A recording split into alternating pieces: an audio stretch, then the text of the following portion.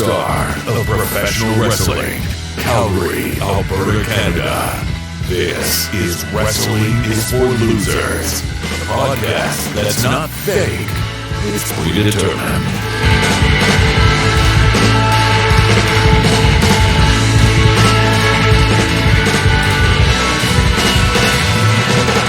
What's up, losers? It's me, Shoeboots, and tonight we are all in, baby. Yes, all in, the biggest wrestling show of all time, except for debated on the internet.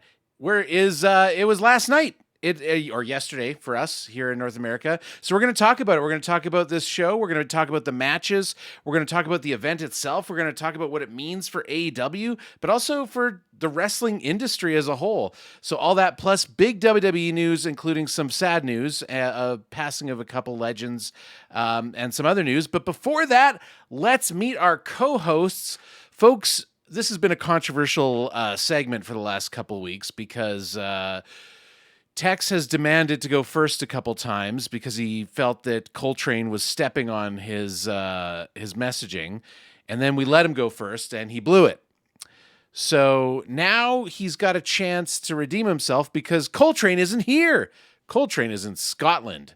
So we're going to give him a shot. Folks, it is our resident WWE shill, and he's going to blow our effing heads off with this intro. It is Texas Crazy Horse. Hello, sir. Oh, man, I'm so excited. So Colt texted me the other day before his plane trip. Said, Tex, I wrote you the best intro that I could. Some would say it's his best writing he's ever done. But it's on my other phone, which I didn't charge. It was good though. It made me laugh. It made me cry. I got very emotional. Oh, it was full of emotions, but I forgot about it. So what? Why do you have two phones? Are you a drug dealer from the 90s? Hey, don't rat me out.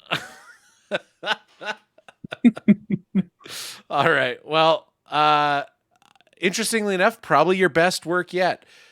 But not to be outdone, folks, we have a very special guest. Those of you who know me from my previous WoW content creation days probably know this guy. He is my former partner in crime and my current opponent at the great multi-year World of Warcraft mount-off. For more information, see Twitter or X. But he's here. It's great to see you, Manny. It is TruVillainManny. Hello, sir. It's great to be working with you again, and I have had so much time to listen to these amazing shows that you put out, and you know what? I also had an intro prepared, but I'm gonna scrap that because it was basically gonna be like a hello, and then go on to just to steal your bit to Crazy Horse. But if I would have known that, I would have put you on first. Yeah, I was gonna steal his bit completely, but that's okay. Because honestly, after watching this pay-per-view that we're gonna be talking about, I just think that this episode is about history. There was so much on display, and I know we're gonna talk about it, but I need to talk a little bit about my history with wrestling. Because yes, please, yeah, I've been watching wrestling since I was a wee little lad. And I'm not afraid to admit, unlike the rest of you, that I am old. I'm 40, right? So me taking my skip on wrestling was like a good long decade. And I grew up with the WWE. I remember watching that and wanting to take my vitamins and snap into a Slim Jim. I watched a bit of the other competitors, but didn't really get into those until Ring of Honor. And Ring of Honor and TNA was my renaissance for wrestling. And I loved all of that. As much as I loved the wrestlers over on WWE, when, Christian Cage went over to TNA, opened my eyes. Samoa Joe, all of those wrestlers, And so, for me, I'm gonna say that I'm kind of the anti-crazy horse here. WWE just feels like a cancer on the industry sometimes, and so I'm really happy that I'm on a show where we're going to be talking about AEW because baby, I am all in. Oh man. Okay, well that's interesting. I didn't realize that you watched some of the like TNA and Ring of Honor back in the day. That's some serious street cred you got going there. I watched like a live match of Ring of Honor, and I have watched like live. I went to WrestleMania 18. That was like my first WWE live experience, and like it's nothing like wrestling live. Like you guys have heard Boots on this show, you have heard Coltrane on this show about that live thing, and he's underselling it. It's so amazing. It's electric. I love it. Yeah. Yeah. Well, it's good to have you, and yeah, it's a great show to be on. So I'm very excited to talk about this. I am also wearing my, for those of you that are listening on podcasts, I'm wearing my AEW championship belt. This is the children's replica because the official replica costs, I think it's $700, and the children's one costs $27. So the Canadian. So that's the one that I have. Now, I am on the lookout for a WWE equivalent, but until they put the World Heavyweight belt out in toy form, I'm probably not going to buy it because that Roman Reigns belt is ugly. All right. Well, normally this is the part where we talk about what we watched this week, but I got to be honest. Like, I think I watched everything last week. And aside from SmackDown, which we're going to talk about, it's kind of a blur to me because yesterday just kind of like came to the forefront of my mind. I'm trying to think. I mean, one thing I will say is this is I mean, getting critiques out of the way. One thing that I would critique, and I think we talked a little bit about it last week, is the build up to All In could have been better. And they really sort of in the last week or so started really kind of pulling matches together as quick as they could. And you know, they got their work cut out for them because All Out is this weekend, and they've already announced 2 matches in the press conference after All In, but we'll get to that. I think that, why don't we, I mean, unless anyone's got anything specific they want to talk about, we can move on. Oh, Did you see about Sarah and Blake? who? About the relationship? Oh man, let me tell you about it. Sarah picked the other guy, and Blake had no idea it was coming. And that's where my boy Coltrane there. I didn't even watch it. Those are fake people. I just miss Coltrane. Wait, so you did like his shtick, but you half-assed it and just made up names. Wow. Honestly, this episode was the reunion episode.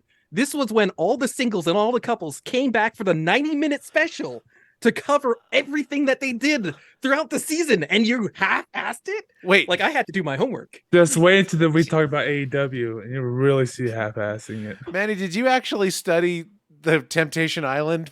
I'm filling in for Coltrane. I had to. You did more work than me. Listen. This is a moment of history because we are literally 10 years removed from season 3 of Temptation Island starting. Literally today, 10 years ago. I don't know if this means I made the right choice or the wrong choice for who to be my co-host on the podcast. Like, I appreciate the work ethic, but I don't want to hear another damn thing about Temptation Island. All right.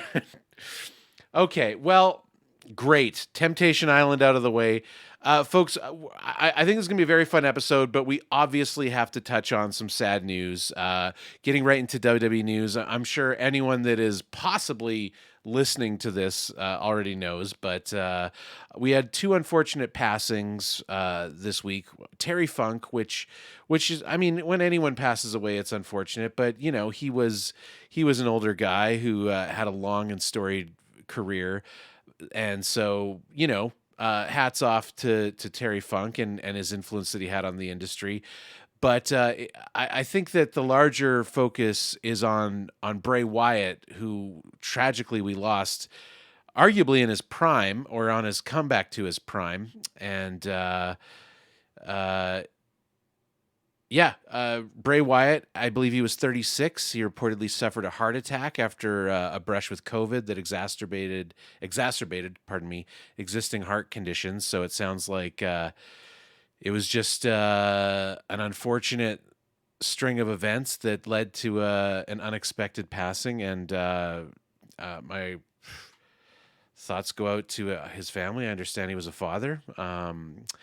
My knowledge of his career is somewhat limited because his career is mainly when I wasn't watching wrestling.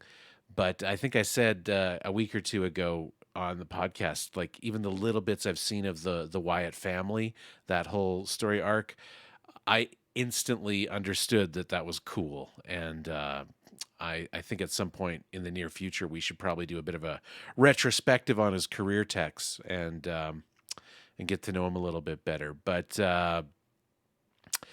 Manny, what are your thoughts on this? Yeah. So my first brush with the Wyatt family into WWE, I thought it was very cool, but I had enough problems with the rest of what was going on that I was on my way out.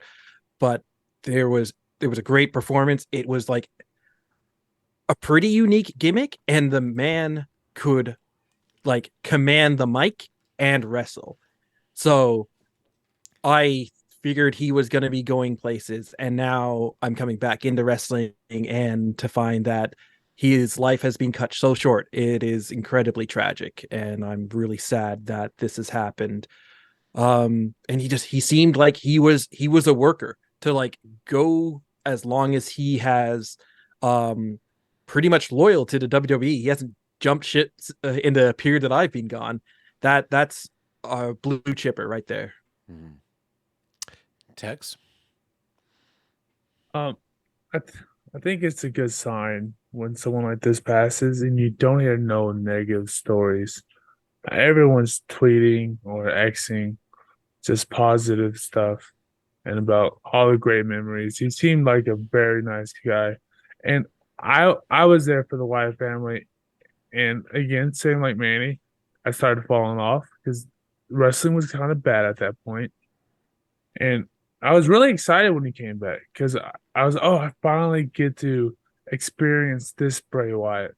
And his first promo back, or the first time he came back on the pay per view, when all the lights went off and the doors showed up, it was so cool. And then he had like a one-on-one personal promo that was just amazing. So I see what everyone saw in him. I just wish I could have experienced it all throughout the whole thing. Mm-hmm.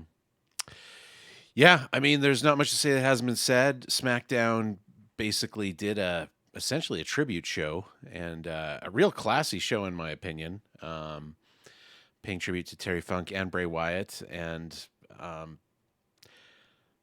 I am it's a glad they bummer. had Terry Funk to that because I was kind of thinking they wouldn't. So it was nice to see that he was involved. Yeah, well, Terry Funk, I'm trying to think, did he have a WWE run? I think he did, right? Yes, he did. And I remember him from ECW because I mean, he was all his stuff was NWA was just so long before our time, especially mine because I am not 40. Jeez, you're old. 40's not old, by the way. So I How just would you know, remember, youngin? true. I remember ECW mainly from him, but and watching all those videos about it back in the day, I was like, oh, I didn't know all this stuff, and it was really cool to see it. So Yeah. hats off to them. Grudge in the chat is saying he's the son of IRS Erwin R. Shyster, which that I knew. That was always just a really fun fact to me how different those two characters are. But I think his grandpa was Blackjack. is he a third? That's what I was going to ask. Yeah, Is he a second or third generation wrestler? I think at least a third. Wow. So crazy. Well, as I said, thoughts are with his family, and I hope that people can find peace, and I hope his family's okay. And really unfortunate, but uh, you know, glad to see that he touched so many people in the industry and fans of the industry. I will definitely. He was before this happened. He was definitely high on my list of wrestlers that I need to get to know from my hiatus, and I think he's now at the top. So we're going to talk about what we can do to educate ourselves a little bit more about the life and career of Bray Wyatt. But we'll move on for now. There is one more piece of WWE news that has been going on. Now, this is a bit of a scuttlebutt thing that I probably wouldn't have reported on, except Edge himself has weighed in. As many of you know, there's all these rumors going around about Edge. What's his deal? What's his contract? Is he going to be on AEW? Was he going to be at All In? Is he? What's going on there? And a rumor came up that he demanded a high number from WWE and they declined to meet it. So he decided to walk. Well, Edge has publicly denied that rumor. He has noted that well, here's his quote. Quote, "I didn't come at them with some crazy contract or anything. They didn't deny me. I have a contract extension sitting in my inbox. I just don't know what to do. The first time I had to retire, it was forced. And this time the choice is in my lap and it's a lot harder." End quote. So, this begs the question, okay, is that the truth? Does he want to go try his hand somewhere else before he retires? Is it any of our business? Tex, what do you think? It is our business because I want to know. I think he's trying to play hardball. And I don't know about so much money, but he deserves and they should give him something to sink his teeth in to end his career. And I'm hoping that's his play because he should stay in the WWE. He's a WWE guy all the way through. And if he goes AEW, he's not going to be there long. So why not just finish off here, get one more championship run? Maybe whenever you lose it, you have to retire or something.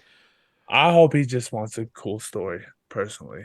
Well, I mean, it's interesting that you mentioned the championship belt. He made it very clear that that's what he wanted with his comeback, and it just never happened for him. So it'd be interesting to know if that's a factor in this. Manny, what do you think? You must have a good relationship with Edge, having being a Torontonian. Well, I don't know if you'd identify as a Torontonian, but a GTA-ian. So I will identify as a Torontonian. Have a lot of love for Edge, the rated R superstar. When he hurt himself and he was forced to retire, I don't want to say I was in tears, but it felt like a robbery. Like he was right there. He was basically what I felt was going to replace Triple H as like the big main guy that things were going to revolve around. And it was like the worst time for his career. But now I don't want him. I want him to be happy with what he's done. He's done a lot, and I don't think he should be forcing the belt around him when it should be going to fresher talent. They got to build the company around somebody, and I'm gonna be saying that a lot when we talk about AEW. Okay. All right. Well, you do make a good point. It is, I don't want to say never, but generally I agree. It's not a good idea to put a belt on an old dude. Like, they don't need it. First of all, other people do need it. They can have stories that people will be emotionally invested in without a championship on the line. Save that championship for a story that needs it, is my opinion. On the other hand, I mean, it is nice to see these guys get a title. So I don't know. It's a tough call. I guess it would depend on the story that they're telling and the circumstance. As for whether he should stay in WWE, I don't think anyone should stay in any company out of loyalty to that company. Your company is a business transaction. So everyone that wants them to stay in WWE, I get it. You love WWE. You want him to be a lifer. If that's what he wants, great. But I couldn't care less about. And I'm saying, and if he's the other way, like I'm obviously an AEW fan. If MJF wants to go to WWE next year and become part of that lore, all the power to him. I'll be bummed to see him leave my favorite promotion, but I will wish him well because I think that these guys got to go where the best deal for them is. And that's not necessarily money, right? Like money's, I'm sure, a huge part of it, but it sounds like basically whenever it kind of leaks out, no one ever gives specifics, but it sounds like AEW and WWE pay generally the same, right? Like money's not the issue with people who go to one or the other. And I'm sure there's exceptions to that, but that's just the information that we get. What I would like to see Edge do, and what I kind of suspect he wants to do, is I think he does want to have a limited run in AEW, not because it's AEW, not because he wants to be all elite, but because again, this is a company agnostic thing that I think is great. He wants to have some dream matches with some people he never could in his entire career because they're not AEW people. And he has an opportunity to do that. And I think the reason that he's saying these things is, first of all, I think there's some truth to it. He probably is conflicted because of his loyalty to this company that he's been with for so long. But I also think that, like, you know, he'll let his contract expire. He'll be quiet for a few months, and then maybe next year, I don't know, maybe around August next year, he might do a run in AEW, have team up with Christian or against Christian for one more time. Give us a dream match with, I don't know, Omega, Osprey. Like, he's got to have a list. He's got to have a list of people that he would love to wrestle. New Japan, right? Like, New Japan wrestlers. He's got to have, like, this is why. Remember, Bryan Danielson publicly left WWE for this reason, saying he has nothing but love for WWE, but he wanted to wrestle Japanese wrestlers. He wanted to get some of those matches, those dream matches, off of his bucket list before he retires. And you just can't do that in the closed environment that is WWE. So I would not be surprised if we see him. I don't think we'd see him soon because I think that he's probably doesn't want to seem like he jumped ship. He doesn't want to have ill will towards WWE. But I could see maybe, 6 months, 8 months, 9 months coming down for. I agree, Tex. I think it'll be a brief stint, but and maybe this is wishful thinking, and but I still think that it. I got to imagine that a guy like Edge has that list. So. The only way I'd be okay with that, the only way I'm cool with him going to AEW, I need one more TLC match. TLC? Well, the Hardys are both in AEW. You know they can get the Dudley Boys. They're not doing anything but bad podcasting. Guys, I got it. All AEW, all in 2024. Edge and Christian versus the Hardys. Tables, ladders, and wheelchairs match. Passy wife. Okay. Wife. To make that serious, I would want to throw in either the Young Bucks or like FTR, and then just have FTR or the Young Bucks go over. Yeah, I know people. I know the pride of those two teams would never allow it, but like. Come on, wouldn't that not be amazing to like solidify the best tag team of all reality? Yeah. Well, I mean, the Hardys have wrestled the Bucks a couple times now, and they've the Bucks have won, I think, every time. So the Hardys are willing to put them over. I mean, it is a bummer that like there's no way WWE is going to let Edge take his name somewhere else. Well, of course they let the Bucks go over. That's their boss. All right, please refer to the results of yesterday. Yeah, we'll get into that one. Yeah. All right. Well, so we're gonna transition now into AEW. We're gonna start with AEW news, but it's all about All In. So I think we're kind of digging into our All In discussion now. But yeah, I would love to see Edge. One thing that is interesting about I know I just said we're moving on, but I had another thought. One thing that I have like really appreciated about this kind of second run that Edge had is he wrestles very infrequently, but he gives it 110% when he does. Like he's an older guy, but he doesn't have bad matches. Reminds me of like Christian Cage is the exact same, right?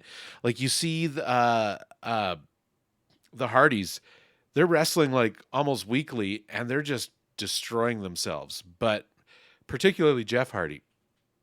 But Edge and Christian, they wrestle infrequently and they put on a hell of a good show when they do wrestle. And they probably just need like 2 months to recover from a single match. And yeah, I'm down for that. Anyway, all right. All Out 2023, I guess we should say now. All Out sets the all-time record for paid attendance, 81,035, which is outpacing, I believe it was WrestleMania 32 had 80,700 and some. I should have wrote it down. That is the highest known paid attendance prior to this. It's been really fun watching people online saying WrestleMania 3 had 93,000 people. Like, WWE numbers are kayfabe numbers. That's what you got to remember. I mean, I wish they were being more honest. It is kind of like annoying that they decide they need to do it. It's kind of like when Trump said he had the biggest incarnation. I don't want to get into politics, but like, it's just like, do you really need to inflate these numbers? Like, be happy with what you got. Anyways, in the press conference, Tony Khan said, and I don't know if this was a dig at WWE or not intentionally, but it sure felt like one. He said, you know, we have 81,035 people paid attendance. We couldn't possibly actually know how many people are in the building, but we because that's what WWE says, that they count everyone that's in the building. But he said, we estimate that between comps, staff, and the boxes, there's approximately 90,000 people in the building tonight. And so I love that AEW, I mean, it's great that they found this argument that this is the biggest event of all time. That's very wrestling, and I love that AEW did it, and that they're going to light a fire under WWE to beat it somehow. And I'm sure WWE and I love that Tony put the gauntlet down this way. WWE, if they want to top this, you know, I've seen some WWE fans basically saying like, "Oh, it's paid attention." Like he qualified it. Like, no, he didn't qualify it. He set up the rules for WWE so that they can't BS the number. If they want to argue that they beat AEW, they have to be able to say paid attendance is what the record is. So, in one night, not in one over night. the 2 nights. Yeah, not we sold 90,000 tickets to 45,000 people. Anyway, that were bundled together. You didn't even sell. You sold one ticket to 2 nights. You didn't sell. Anyway, Tex, before we get into All In itself, I want to know what you think about these numbers. We speculated a lot over the last few months about the numbers, and now the proof is in the pudding. And it's some sort of British pudding. Yorkshire pudding. Yorkshire pudding. Thank you. Ah, there we go. The numbers are good. You can't lie. I mean, there's a reason why they're coming back, probably. The problem I have, it's not a problem. It's just what I want to see. I would love for WWE to come do the same stadium and see what kind of numbers they can pull in. Because I'm just curious. Yeah. How much are these just wrestling fans in London finally getting something? Or how much of these is AEW being able to sell this well? And the only one way to find it out is if WWE goes and if they can pull more, or maybe they don't. But like if they pull less, then you could argue that it was like fatigue because they've already sold how many tickets and people can't pay for tickets that frequently. Like there's always going to be something that people can throw around. I was looking at the audience because man, they were proud of their audience. They kept doing those pan shots like throughout. They were looking at there, and all I could see reflected in my screen was just like Texas being like, well, you know, I see some empty spots there and there. No. 81 is a huge number. There's nothing to say. I took the paid attendance as like, well, this is their way to getting out of Korea's biggest stadium. That's true too. I think it's fair to say the North Korea show doesn't need to count because I mean, it was probably some forced attendance on that. We're not getting into politics. Maybe a little bit, but like, let's say WrestleMania in London. That's far enough away. That's April. Yeah, That's far enough away where people could go and I don't know how much it would really affect each other. I I think I could see why WWE wouldn't want to do it because then it's like, okay, we're playing their game, It's a and what if they beat us? it would be a It's high a bad it look. would be a high risk move, right? Because if they Yes. didn't outdraw, I mean, they'd be handing the like it'd be really bad. So Yeah. Again, there are qualifiers. Like even in our chat, we got Iron Grudge who's saying like, "Hey, WWE can like charge more. They can afford to charge more. That might scare some people. There, if they can charge more and still outsell it, they still can't even use that to qualify because then people will be like, "Oh, you just charge more. How are you happy about that?" So Well, it's a strange thing. They're going to charge more because they're WWE, right? They feel they have the name, but when I look at the card that got put out for All In, there were so many big names for a card that came together so like last minute. There were so many big names that they clearly wanted everybody to show up to see Sting, to see Samoa Joe, to see every other match on the card. There was like pull from the hallmarks of like wrestling history. yeah. the only problem is they do this event, and we don't know the answer. But if they did this event in America, does it sell half No, I of don't think this? it does. I think that it was a strategic choice to go. I mean, Tony Khan has mentioned this, and I mean, I don't know this well enough to like confirm it, but I have read it that, and Tony Khan claims it regularly, and he doesn't seem to be a BSer with this stuff. That AEW has higher viewership in England than WWE. Like AEW is a more popular product there, so it was a Okay. strategic choice. I mean, what'll be really interesting just to see the numbers they pull next year, right? Now that the Mhm. first time ever is out of the way. Um, I mean, I'll tell you this much: if they don't build it up well, they're not gonna come close. But it also is one of those things where it's an interesting choice because if they draw 50 next year, that's a huge success. But there's going to be a lot of people poo pooing on that, right? Yeah, So, I'll be there. I'm like, ha ha! Look at that. oh, come on. I know you guys can hear me, but I just pulled my headphones out, which I do like once a show. I apologize. Oh, I got to get this setup changed. Oh my God. And I know it's going to be in the UK next year, and I might think about making the trip. I don't know. It seems like enough of a draw that I like. Yeah, add on plane fare and do something while I'm out there could be cool. I mean, like I know people who go out to Scotland and there's no wrestling show in Scotland. Yeah, I'm seriously thinking about it because we had made a pact to go to Double or Nothing next year in Vegas, and it's We like did. London costs more than Vegas, but not a lot more. Like it's kind of, and you get to go to Europe, right? Like you could actually like plan a European trip and see some amazing once in a lifetime sights.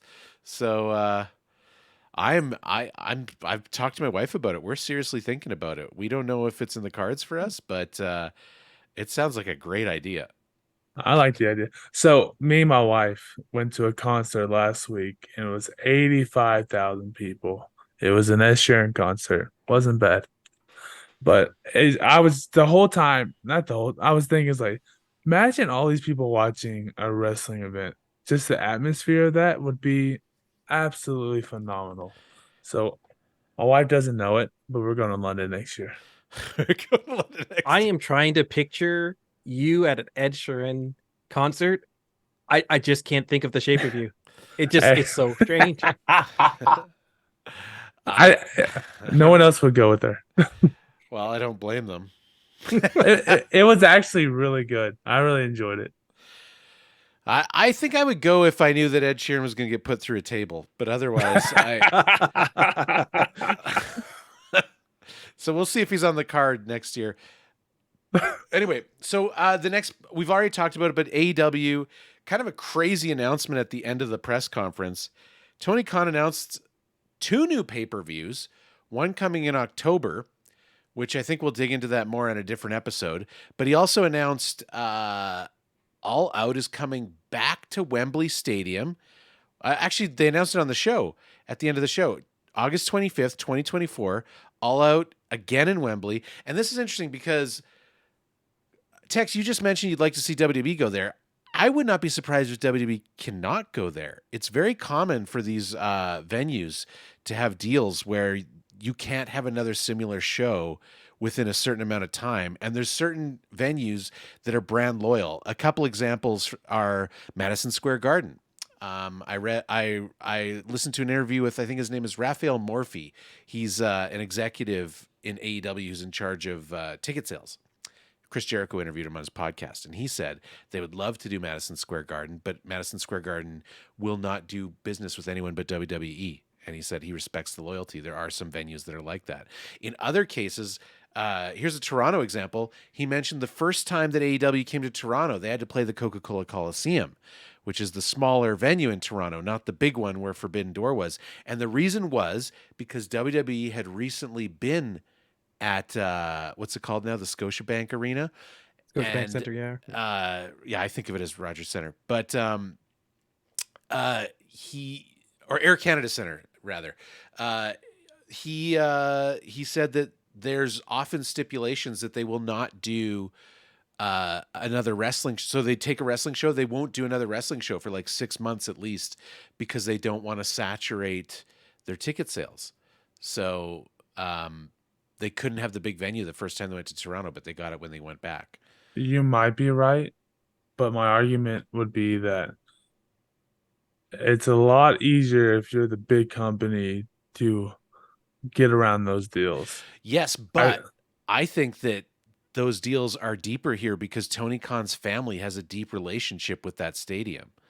The Jacksonville Jaguars play there annually. That's a good point. That is a good point. So I think this is, again, another strategic choice by Tony Khan to say, you won't give us MSG? Well, we're taking Wembley, buddy. This is AEW territory now. And I would not be surprised if we don't get to see WWE there anytime soon.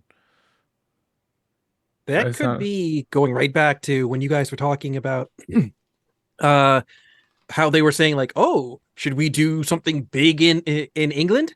It could very well be that they were sort of like getting the crowd to start asking for it so that they could put pressure on different stadiums to say, hey, like there's already a buzz for it. Give it to us. Yeah. Yeah, well, it's interesting. So you're saying that they announced they're going back to London. Yeah. Well, duh. It's the only venue they can sell out. Of course I'm just saying, like, it's a shocker that they're going to try and do it again. Like, I think we all would have assumed that the next time they go to Europe would be like a tour, right? Like doing Dynamite, maybe a pay-per-view at like O2 or something. But to try to fill Wembley again, that's crazy. Yeah, I don't know. It's crazy. It's crazy ambitious, and I respect it. There's also like the entire thing about touring around where, yes, you're in like Chicago this year and then you're in Detroit this year. And like, what's the difference between Chicago and Detroit? Really not much in my mind. So if you go to like London this year and you're in like Venice the following year, I don't think there's like a big stadium in Venice, but it just makes you seem more worldly. It adds to your like just your cash of your name. So like, I understand like jumping around, going right back to the same stadium. That's setting yourself up for issues. So I really do think it's like hey, we will keep bringing crowds to you. Be loyal to us. Yeah.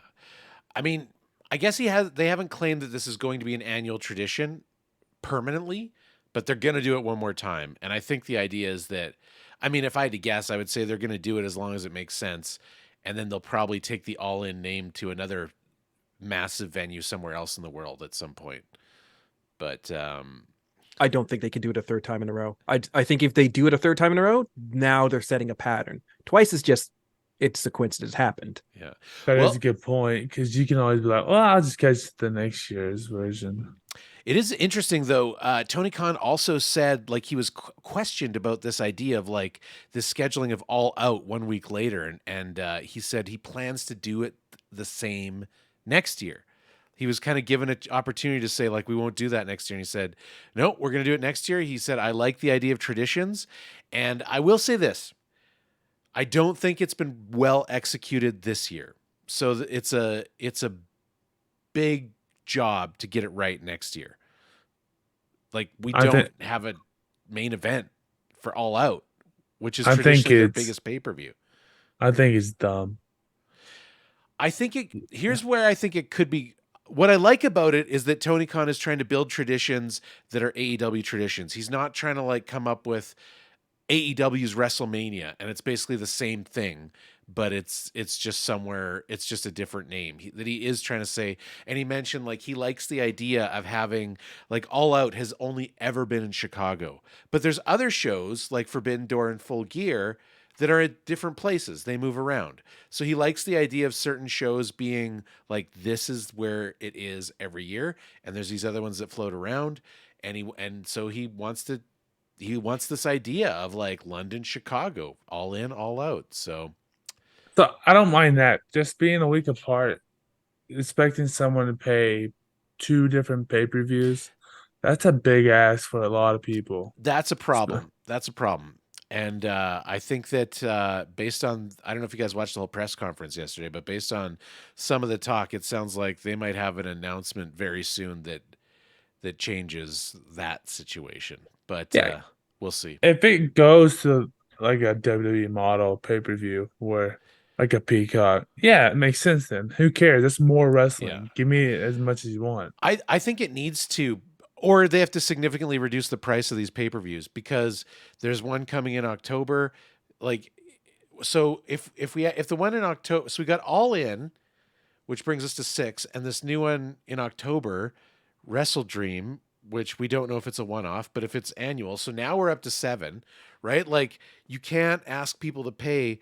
I don't know what it costs down there. It's $50 Canadian. It was yesterday to watch it. So, like, I'm sorry. Did you say Wrestle Dream? yes, it is. Okay, that needs to be a one-off just because that name is trash. Okay, well, But it is a tribute to, I forget his name, I'm sorry, the founder of New Japan Pro Wrestling. It is on the 1-year anniversary of his death, and he was known as a dreamer. It's a tribute to him, and there's probably going to be a lot of cross promotion with New Japan for it, and it is a very Japanese centric name on purpose. So we'll see. But yes, it is an odd name without context to a North American audience. So it could be a one-off. We'll see. Anyways, very quick. I don't want to spend too much time on this, but of course we have to talk. Who's in the news? CM Punk. There's an alleged altercation between CM Punk and Jack Perry backstage. Mixed reports of who started it, but it seems to sound like CM Punk put Jack Perry into a chokehold. There's a rumor they might be both suspended and not be at All Out. I don't believe that for a second. Tony Khan did confirm that there was an incident backstage, but he gave no further comment, not even on who was involved. Can I say something here? Jack Perry, you can't afford to fight CM Punk. At least the Elite weren't going to get fired. You are nobody. You can't be fighting the biggest guy in the company. So I think he's done for that. It is weird that Jack Perry's picking these fights with CM Punk if what's being reported is true. I don't know. Manny, you haven't been here to comment on CM Punk every week over the weeks. What's your take on this whole CM Punk being a problem? CM Punk doesn't know when to keep his mouth shut. And like back in the day, I loved him for it. That guy could cut a promo and he would like just go off kayfabe, or he would mix kayfabe with like stuff that was out of it, and you didn't know what to believe. As somebody who considered himself a smart mark, CM Punk was just like immaculate. He was like the guy you had to look at, you had to watch, and he drew in crowds. Coming back now, God, I hope he gets suspended. I'm done with him. Like, good grief. Like, just work with somebody, please, without causing an issue. Small Joe, him and Small Joe, they seem to be really chummy. Well, we'll get into that. I got a couple thoughts on that match, considering I personally was in attendance for CM Punk versus Samoa Joe a few weeks ago in Calgary. But we'll get to that. Yeah, I just it's just I'm glad that this is not making huge waves and becoming a bummer. I think the world is just sick of this news, and I honestly feel bad for CM Punk if this isn't his fault, because like, geez, man, I don't know what the deal is with Jack Perry. I like, it's weird that Jack Perry. I just think that Jack Perry shouldn't be doing this, and even if he's not starting it, like he shouldn't be finishing it. Like, just don't worry about it, dude. Just keep your head down. You could have a bright career, uh, or you'll just keep going downward and downward if you keep doing this stuff. But Yeah, we'll but see. like Jack Perry's not the one punching down. So even on like all things equal, It's true. it like you still give it to Jack Perry. Like The problem is it's not equal, right? CM Mhm. Punk brings money. Jack Perry doesn't bring anything. CM Punk brings problems, constantly brings problems, constantly causes You're right. issues. You're right. But with that is even more money because you got people spend money on CM Punk. They've always have. They're still buying all his merch everywhere. It is true. I mean, I there is a part of me that just I just hope it works out. I just want it. This is why I get depressed when I see these stories, because I just want it to work out. I just want Mhm. I just want it to uh I want what MJF made a great opening remark in the press conference, because he's finally a babyface, so he doesn't have to spend the entire press conference being an asshole. So he can actually like make poignant remarks during the press conference now. But he basically said like something along the lines, he's dropped a lot of F-bombs, but he basically said, I'm paraphrasing, we put on the best pro wrestling show in the world, and you know what? We're not perfect. And yeah, we fight in the locker room. We're annoying. We're brats. We cause problems. But that happens in the locker room. When we walk out there, we put on the best damn show that you will find on the planet. Now, you can agree with that or not. I'm not here to argue that that's true, but it is true. But I just love the sentiment. Like, let's just own the problems and move forward. And when I see stuff like this, and AEW being all radio silent on it, it just bothers me. But let's move on. Let's talk about All In. Let's go through the card. We don't need to go through, I mean, we are going to like just touch on each match. We don't need to like go on an in-depth discussion here, just if people have comments. But I do want to kind of like visit this show. This show is put together pretty hastily, with the exception of the main event. I would say pretty much this entire card came together in the last 2 weeks, right? Are there any exceptions here?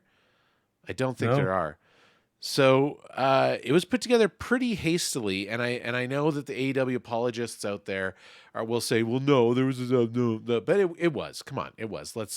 We have to surrender this one, or we'll have no credibility later. For a show that was hastily put together, pretty damn good show overall. I think I gave it an 8 out of 10 as far as the wrestling goes. Like kind of just like setting aside the monumentous occasion, but just like grading it as a pay-per-view, I'd give it an 8 out of 10. I'd say there were no bad matches. There were at the minimum good matches, and there were some great matches. So, Manny, what's your kind of overall review of the wrestling? Okay, so as far as how I deal with like wrestling, there's two parts. There's like the spots that they have, and there's the story that they tell in the ring. This was hit and miss in the story that they told in the ring. Some matches, like, I didn't need to know anything ahead, and I'm going to tell you guys, I didn't know anything ahead. I wasn't planning to watch this pay-per-view originally, and then I wanted to talk wrestling with like a bunch of guys, and it was like, hey, we're going to watch AEW. Want to come on the podcast? I'm like, yes, I'm going to do it. So ahead of yesterday, I didn't know half of these names. I was just going into like watch a match. And so what story they told in the ring really meant a lot, because I didn't have the history for a lot of it. They did a great job in so many ways. So I got to say that's a huge plus. In terms of like the actual spots that happen in there and like the execution, there were some matches that were fantastic, and I'm going to like point out some as we go through. And there were some that were incredibly sloppy, and I was just like, oh, I kind of have to laugh, because if I didn't laugh, I'd cry. So I'm going to give this, from my point of view, I'm going to give it a 7. All right, Tex. What do you got? What wild card are you going to pull out of your ass today? You know what? What's happening here? Colt texts me. He's like, just tell him the truth. Tell him how you really feel. The wrestling in this is AEW I will say it's the probably most entertaining if you're just looking for pure wrestling. So I would give it an 8 out of 10 for just pure wrestling. But I didn't care for any of these matches but the main event. So I'm gonna give it a 1 for just not making me want. It just didn't make me care. Even the CM Punk one. Hey, how many times do you have to fight Samoa Joe? You're giving it a So 1? no, a 1 for me caring, and 8 for the wrestling. So I'm gonna give it a 6. You give it a 1A? Oh, okay, a 6. I know that It's doesn't the math there. got a 1 for the wrestling and A for wrestling and a 1 for story. No. Which equals 6, obviously. 8.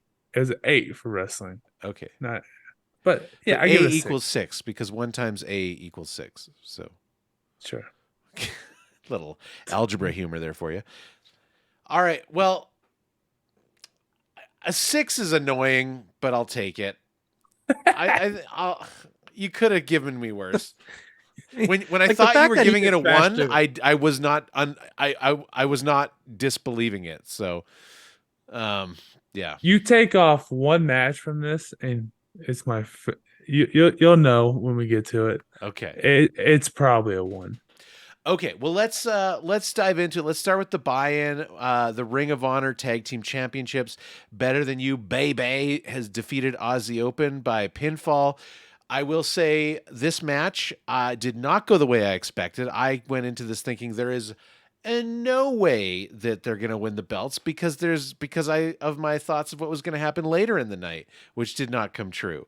But they did win the belts. Not only did they win the belts, but they finally executed a double clothesline for the win. I don't know that they've actually done it in a ring yet. And MJF executed the kangaroo kick, and it was awesome. Yeah, it was a good match. It was a great opener. Fun, silly, just a fun little buy-in card opener. Cool way to put some big names right in the buy-in. That was a clever idea. I was surprised that this was a dark match, like considering the names in it, considering that the belt changed, considering that it set up the story for the final match. How is this a dark match? I was just like, did I start an hour later or something? Do I need to go back and watch the actual dark matches? And come on, if this was a WWE match, it would there's no way you would have got anything close to this. So this was a big plus to me and made me go maybe I got to watch some AEW house shows. Maybe I got to watch some AEW I don't know, Dynamite or whatever their non pay-per-views are, because this was a quality match that was literally a dark match, and that's incredible that's the floor that he set. Yeah. It's funny. I kind of felt like they told him, "Hey, don't do too much. You got less than 10 minutes. Let's wrap this up. We don't want you to get hurt before the main event." I think that was probably a huge concern, right? Don't get hurt. But it was fine. I didn't think anything crazy about it. No, it was. I'm not saying it was match of the night. I'm just saying it was a great way to open the buy-in. It was a clever way to get, because normally buy-ins have kind of lower mid card wrestlers. This was a clever way to get big names on the buy-in, which drove people to watch, which I'm sure translated into pay-per-view sales, right? So, and the little disappointing because we were talking about last week. I wanted them to hang something there for me to get me really excited for the main event. I feel like they didn't do that. Yes, and I mean, I think we'll get deeper into this when we get to the main event, but I was disappointed that there wasn't a big swerve in the whole Adam Cole MJF bromance. I feel like they're teasing it. I would not be surprised if it's going to happen this Sunday at All Out, but it was a bit of a disappointment for me if I had to give one sour note on the show. I was surprised that it was so short, because it was a match like this I was expecting to take way longer, 20 minutes or something, to actually do that, especially to make sure they weren't gassing themselves. So the fact that it was so short and that it went through, them actually holding the belts, I was just how the hell are they going to resolve the main match when they're both holding the title. Like to me, it was just like, I don't know. And I think there are matches that are meant to like do a general crowd, and there are matches that are meant to screw with the smart marks. And this is the latter. This is the like, oh well, how do they do the big blow up? Because like the entire time I'm watching this, like my knowledge of this AEW has been shaped by like the battle between Texas Crazy Horse and you shoe boots being like, yeah, betrayal, it's gotta happen, and like, oh, this is the thing. So I was like, the betrayal's gotta happen. It's gotta and happen. How does it happen? But it didn't happen. Like it, I mean, spoilers, but yeah, like for me, I was like, it has to happen. That's where everything that's where everything is being pointing to. That's what everybody has been telling me, being the two people that I listen to, plus the third guy who hasn't watched wrestling in 30 years. So how much do you pay attention to him? Yeah. So, I mean, but they still did some teasing, right? Like they got serious at the end and realized they're about to fight. And we'll pick up more on that story later. But that was the initial match. It was a great way to start. And then we had the FTW Championship. Hook defeats Jack Perry by submission. This was Manny, I'm guessing you have no context about this rivalry between these two, so I'm interested in your thoughts on this match. Now, this was literally just watching them in that ring, and at this point, I want to point to the announcers table, right? Because it is so strange that I've been gone from wrestling for so long, and I come back and I'm hearing the tones of good old JR, Taz on the announcer table. It's just like, did I get the right pay-per-view? Have I gone back 10 years or something? Yeah. And to have those guys like guide me through the match, they were like my touchstone on it, and it made me actually appreciate how well that they are able to like give me context for the match. And with them going through it like I didn't feel that lost in the match. They kind of explained, oh, they know each other, and oh, this is the move that you need to look out for, and oh my goodness, I can't believe he hit it. And so that helped me a lot to get me into it. So I'm that match made me thankful for the announcing team. Okay. Yeah, no, I think their commentary team's awesome, and I think that I mean, I love JR. Greatest guy ever to sit at the desk as far as I'm concerned. Taz has really come into his own as an awesome color commentator. He's probably my favorite color commentator. I don't want to put him up against Jerry the King Lawler for all time, because I just don't want to pick, but but like he's up there with me. Like I love when Taz is on, and I gotta say, who could be very well on his way to being as good as JR, Excalibur is like the ultimate unsung hero of the AEW commentary team. Okay, Excalibur reminds me of Bradshaw on the announcers table. He was clearly funny. Like so heel, and like I think like when it's Jerry and JR, like that Jerry role was kind of split between Excalibur and Taz, and I think that made it helped Taz, but it hurt Excalibur in my eyes. Like he was too character, like too much of like the, oh, I'm gonna be the contrarian stupid heel announcer. Oh, I don't see him as a heel announcer at all. I feel like he's the straight man. Oh, please. Like the guy sits down, like later on, the guy sits down beside him. It's like, oh, don't worry about those two. They don't know what they're talking about. And obviously JR's not a heel, so that puts him as a heel. All right. Well, that's a weird take. I don't know about that. Anyway, the match, I mean, so here's I thought this match was good considering the experience that Hook has. He's very new to this. It was fun to see a little bit of grit right out of the gate. AEW has a reputation for hardcore, and it's nice to see them dipping into it during the buy-in. Jack Perry's a great wrestler who's really kind of gone down a few rungs ever since Double or Nothing. I mean, he was in the main event of Double or Nothing, and now he's doing the buy-in. And maybe that's why he's mad at CM Punk in the backstage. I don't know, but yeah, I thought it was fine for what it needed to be.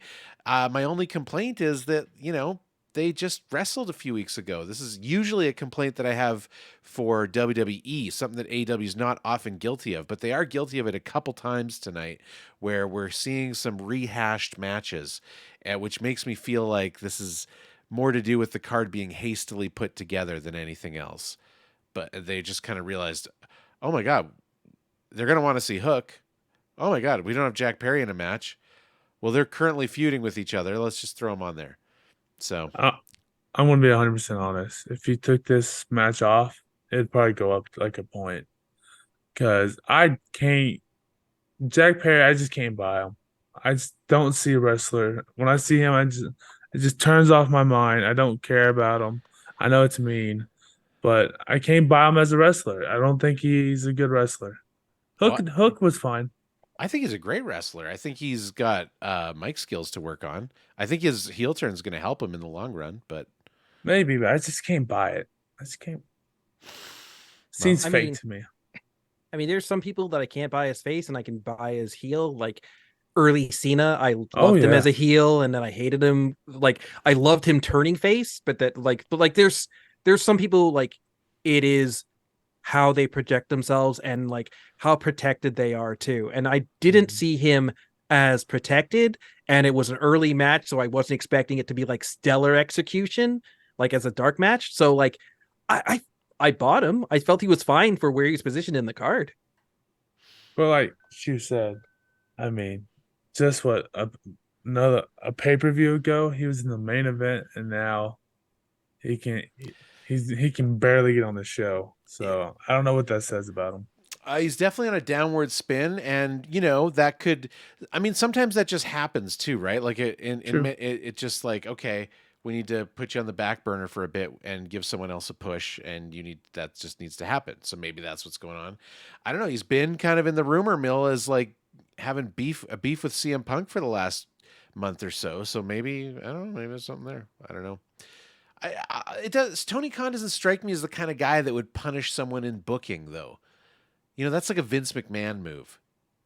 Do you think it would be worse for him if he was not on the card at all? Like, if he was not on the card, it's like, oh, he just sat out the biggest show versus like, wow, you had to play a dark match at the biggest show. Like, what feels worse to you? I think I don't know. I think there was like a desire on AEW's part, an understandable desire to get everybody on the show. Right? We want to get as many people on this show as possible, and like even like this, the buy-in started at here, but as I understand, like it was live before that with other wrestlers like Miro and Jeff Jarrett and people that weren't on the card at all, like there because they just wanted to give them the chance to be there.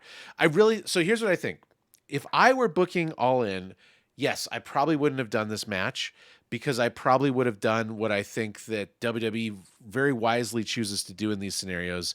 I would have done a battle royale, right? Yeah. Like that gives you a chance to like let's get everyone on the roster a chance to feel what that crowd's like. Get them out there, give everyone a chance to scream their guts out for every lower card wrestler, with a couple exceptions, but like let's just do it. Let's get out there. I think that might have been a better move, but yeah, this is of the entire card, this is one of two matches that I think the card didn't need. Um, the next match is the other match that I think the card didn't need, and that was the Real World Championship match, CM Punk versus Samoa Joe. Why? Because they already had it earlier this year, and they built it up like a big deal that they're finally going to meet again after all these years. I just think CM Punk, you want to have him on the show, but they didn't build something up, and I can't put that blame on Tony Khan because CM Punk's been causing trouble every week since he came back. So who knows what they had planned for him, but they ended up doing this, and I obviously you want to get CM Punk on the show, you want to get Samoa Joe on the show, but I didn't need to see them wrestle each other again, and they had a good match, but I didn't need to see it. Tex, what about you? I liked it. Maybe because I haven't been watching any AEW. I thought they had some really good spots. It wasn't anything crazy, but I thought it was a good clean fight match. There was a moment where Samoa Joe like whipped him underneath the announcer table. That looks very brutal, and I really like that spot. Oh yeah, and he came out the most obvious blading spot ever, Yeah, right? he was his like, head, his head goes under the I table, and he comes out with like. What really upset me about that one, it was just like, oh my goodness, they gave him a crimson mask so fast. What really upset me was like when he's leaving, all the blood's gone. When he's leaving the match, I'm just like, did he just like squirt it on? Like, was there no actual laceration? It was so bad, so bad. I like Samoa Joe too. We don't. I like him so much because there's not like another body type like his, and so it's cool just to see just a big man throwing, throwing CM Punk around. I enjoyed it. Yeah, I love the move where CM Punk like dived over the top rope over him, and he just walked out of the way. I walked out of the way. Yes. That was a great spot.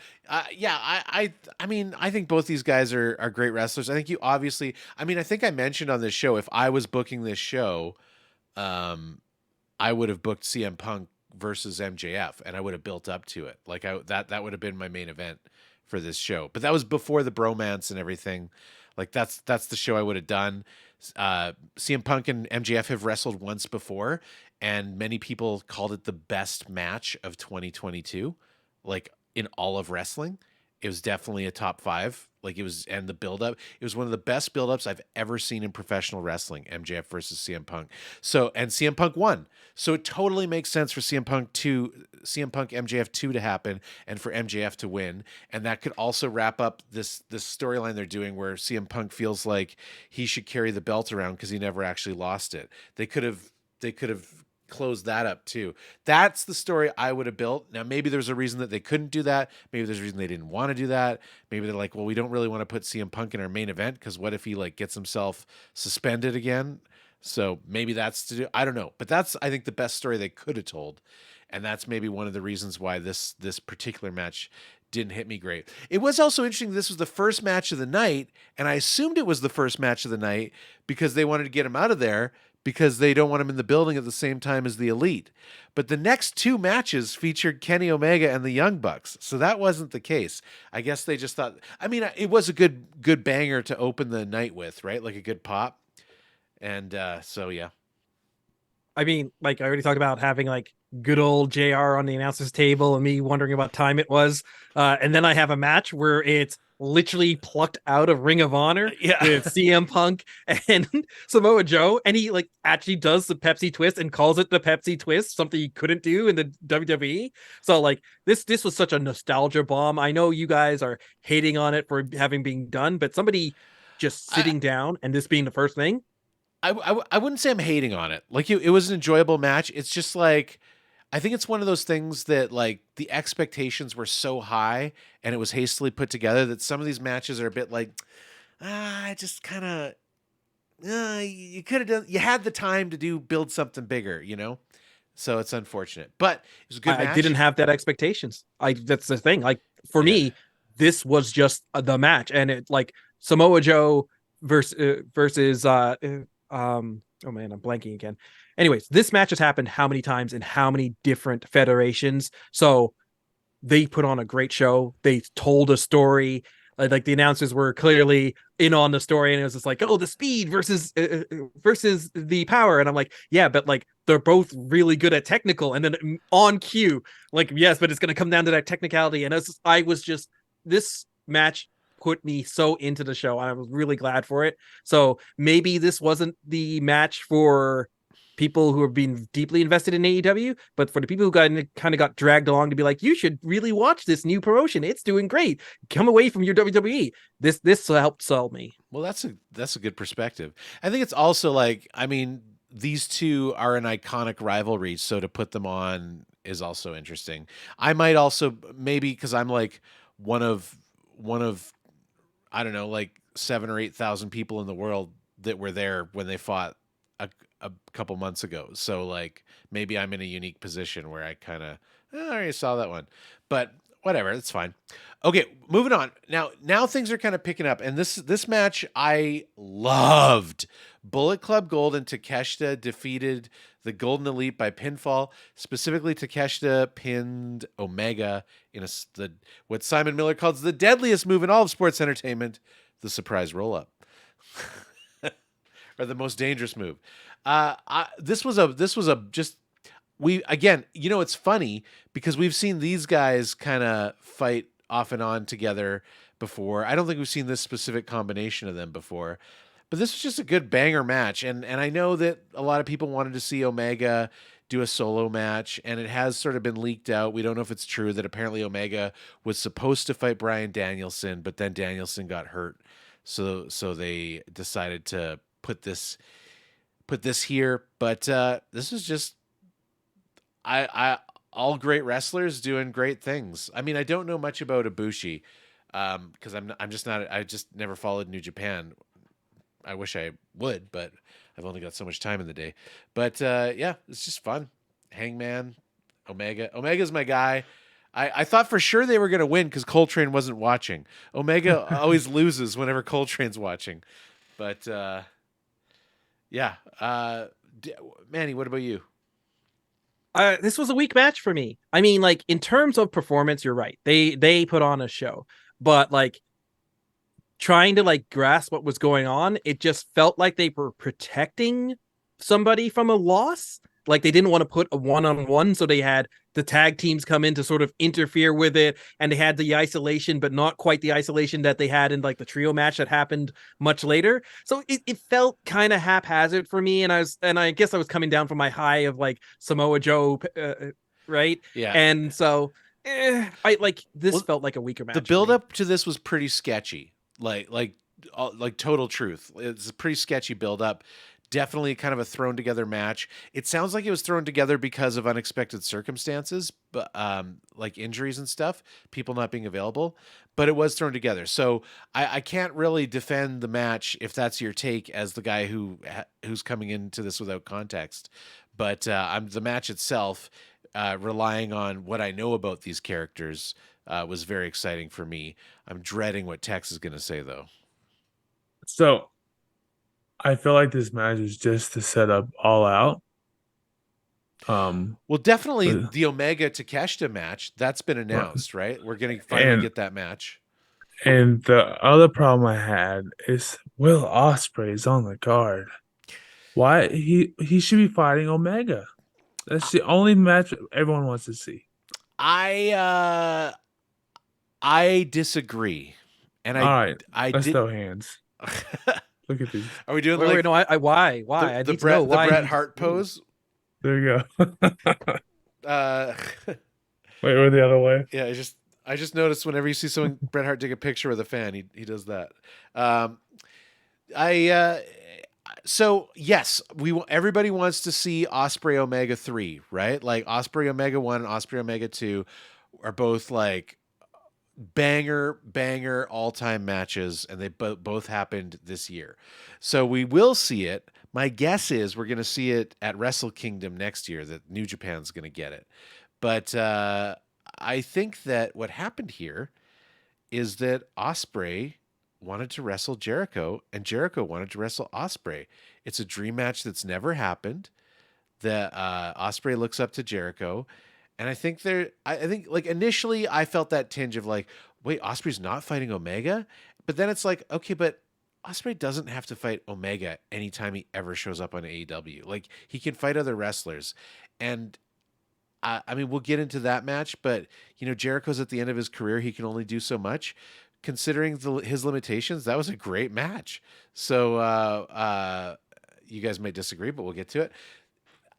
I'm pro letting Ospreay wrestle other people at this point, and we don't have to jump into we don't have to WWE it and have the rubber match right away. It can happen in a year. It can happen at next All In.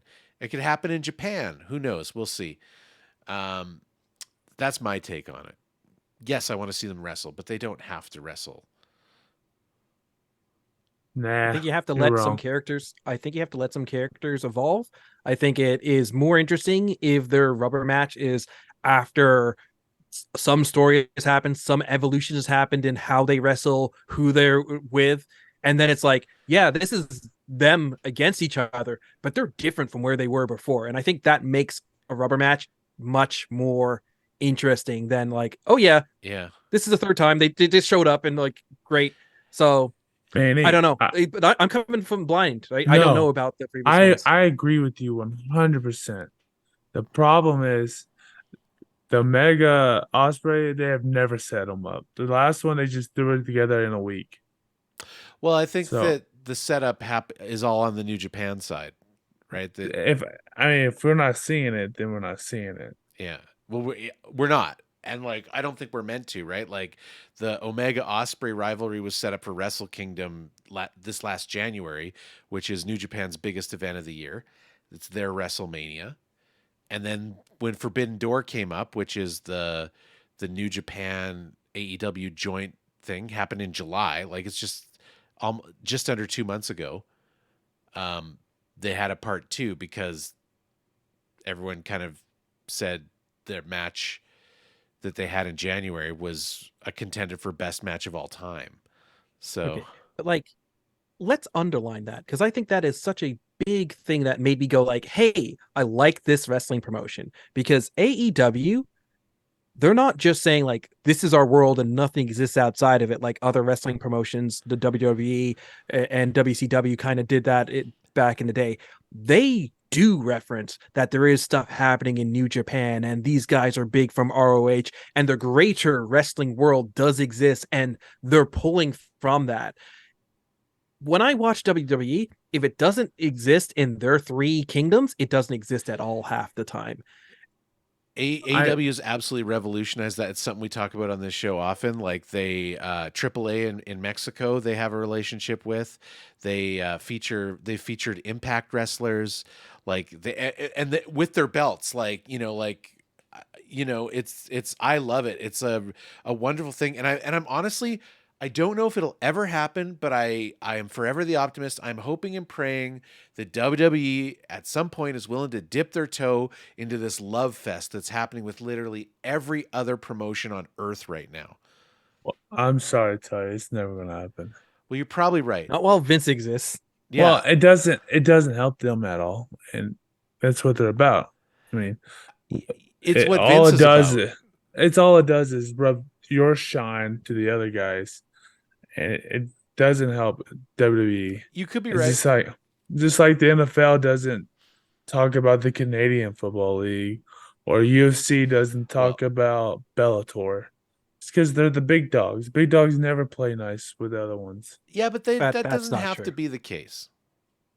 I'm not saying it doesn't have to be the case, but it's just the way it's always been. I agree. It's not even with the WWE because like when they had their like WCW and ECW invasion way back in the day, they had to acknowledge that those companies almost killed WWE and Uh, they couldn't bring in Goldberg and then try and build him from nothing. They had to accept that right, these guys have but names and cash and following and they can you're still do right. that. You're right. But when they did the WCW, it's because they bought them. They owned it now. It's Yeah, them.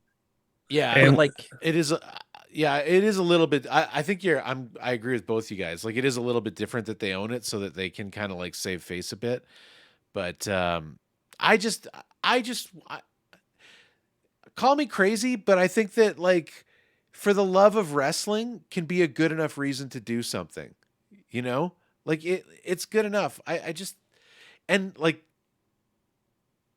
it could happen. I believe. Am I wrong about this? Did WWE let Rey Mysterio wrestle at the original All In, or is I that a think he different was out event? of his contract.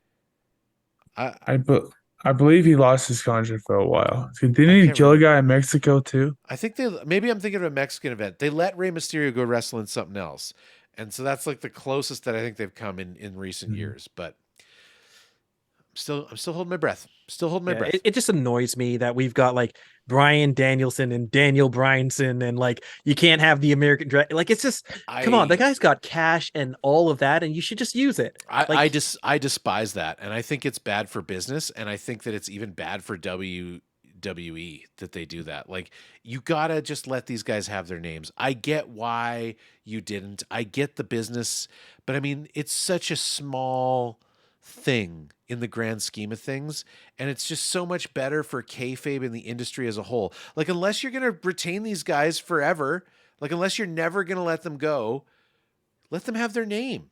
Like it just makes you look bad to like have Edge leave on good terms as a legend, Hall of Famer, celebrated him on TV, and then Adam Copeland has to show up on AEW in a year or whatever he goes by, Like it's just not necessary. Like what like A ledge. Didn't we say ledge last week?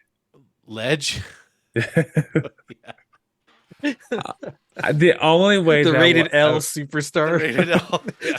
Well, he can't The be a only- superstar. WWE copyrighted that term. Oh no. That's true. The rated L professional wrestler. The only way I ever see that happening is, which maybe happens, AEW has to actually get big enough where me as a wrestler be like, oh, I don't want to go to WWE because of that. And then AEW offers this, that WWE have to change their ways to compete with it. I would But hope until that happens, I don't know. I think they need to change their ways. I hope that any WWE wrestler that's renegotiating their contract these days, your Becky Lynch, your Seth Rollins, people like that, people they don't want to let go, the next time you sign a contract extension, you talk to your lawyer, and that should be in there that like after I'll sign your money, I'll take your terms, but I get the name, I own the name moving forward. Yeah. Like I think that I would Yeah. some bit heavy hitters like those names like that should be doing that to make it Now, a norm. I'm not a lawyer. It might be too late.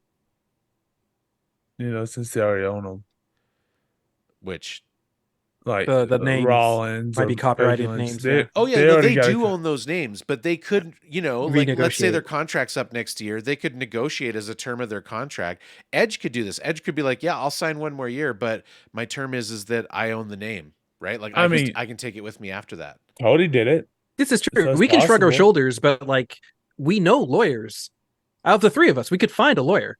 Nah. I'm just saying. It's With me, some legal guys. background, we It- could take some It's me. pointers. We could. I'm not currently allowed to practice. I'm not. My dues aren't paid up. Uh-oh. But The dudes means that like all your knowledge just disappears. You have no Yeah. frame of reference. But, like- well, to be fair, I mean, I don't about this stuff. Like I said, though, Cody did it, so it's possible. Yeah, we'll see. I just think that needs to happen, and I think as wrestling gets bigger and bigger, if WWE continues to dominate, it probably won't happen. But if these other promotions get bigger and bigger and big enough, maybe it could happen. Anyways, we're going on tangents here. Sorry. Gonna move the show along because we're going long. Let's jump through the Stadium Stampede. Oh, hold up. You Whoa, can't whoa, whoa. skip You can't the best skip match. one sorry. of the best match of the night. Yes, no, it was maybe the match of the night. Tag Championship, FTR and the Young Bucks, the rubber match. Nobody predicted that FTR would win, but they won, and it was just awesome. And they refused to shake hands at the end. This isn't over. And this is another example of a team. This was their third match in over, 2 years? Like, they don't wrestle often. They have this like built-in rivalry with each other that doesn't need to happen week to week. It's just there, and they'll probably meet again sometime in a year or two, and it's great. And they're all awesome wrestlers. This was Go ahead. hands down. Sorry. This was hands down the best execution of the night. Almost every move was clean. Like the fact that I think like there was like the double rollover and punching where they weren't quite coordinated, and but everything was just executed so well. I was blown away. This was amazing. Yeah, what do you say? It's awesome. I don't know how many times I have to keep coming on this show and keep telling these shitbirds, FTR is the best thing on AEW. I tell you every week, and you don't listen. I've never said they're not good. I love Yeah. FTR. They're You- great. But I'm a picked they Young would Bucks mark. lose. Best tag team in the world today. I'm gonna go with Young Bucks. Go with Young Bucks. Wow, FTR. I've been watching AEW for like 27 years now. It feels like. I haven't seen a bad match from FTR, and I have seen a Young Bug match I didn't like. So FTR is the best. No. The two of them together like stole the show, Oh, they're like hands great. down.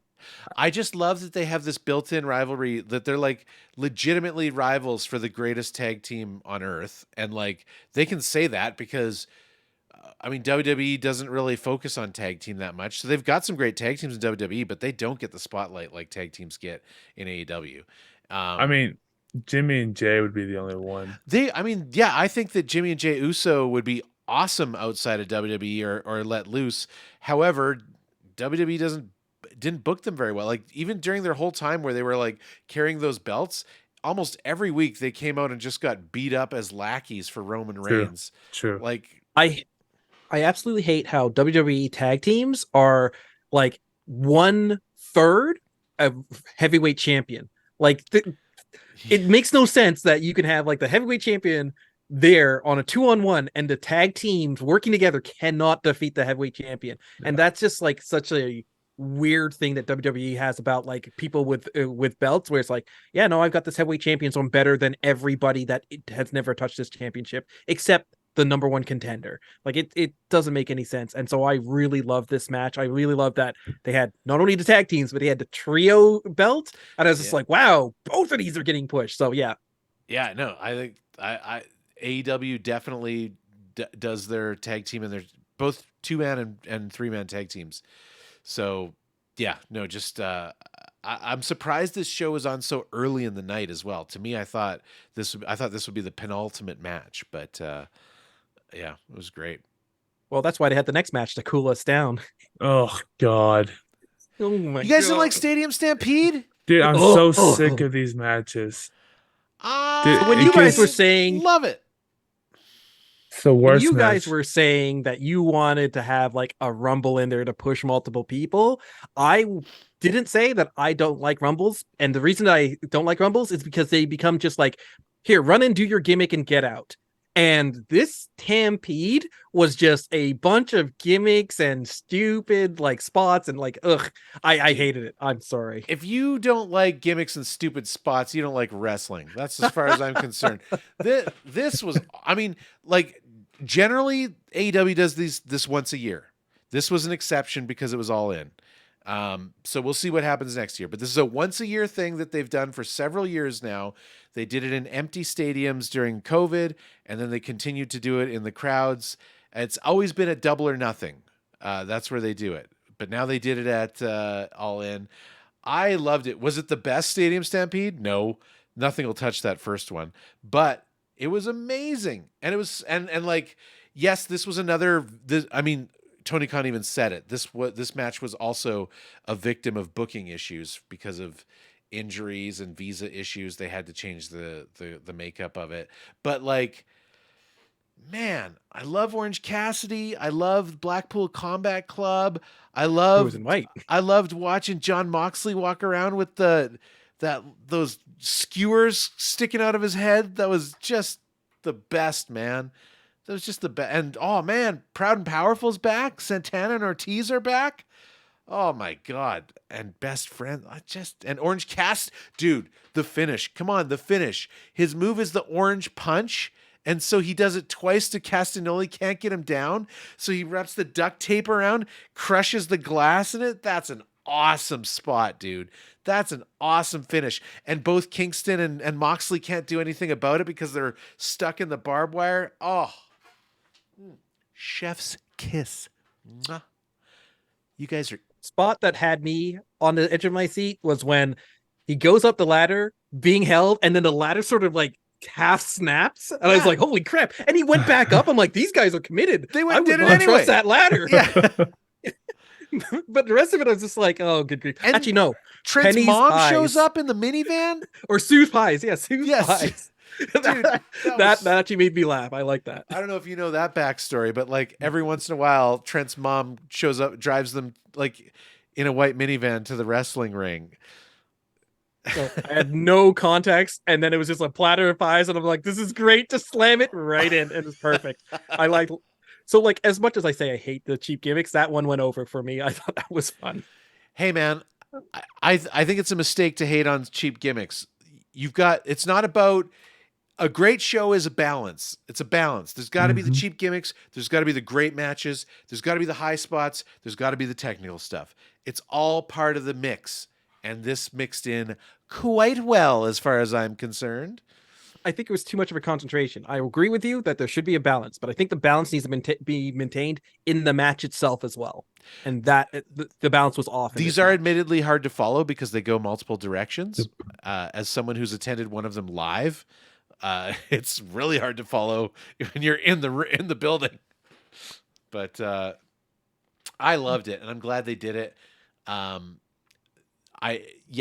put it to bed for a while, but they haven't had an opportunity to do a stadium stampede since COVID because they don't do arenas, or they do arenas normally. They do an arena version. When is Orange Cassidy gonna lose? I think he's going to lose this Sunday. He's fighting John Moxley. He's defending his belt against John Moxley. I did see that. This would probably be the I haven't like. seen Moxley in years. I kind of want to watch now. Dude, all out. The card is half full as of right now, but the matches they've announced are exciting. Like, I think it's like, I'm not being an apologist. I'm saying it's a shame that they didn't build it up better because the card so far looks good. Mhm. And I'll get to some predictions later about what else might be on the card. Let's get to the Women's World Championship, the Fatal 4-Way, which has been a tradition in AEW. From the very first All In, they did a Fatal 4-Way for the Women's Championship. There have been several major events where they do a Women's Fatal 4-Way. They did it here. So here we go. Saraya, Toni Storm, Hikaru Shida, Dr. Britt Baker.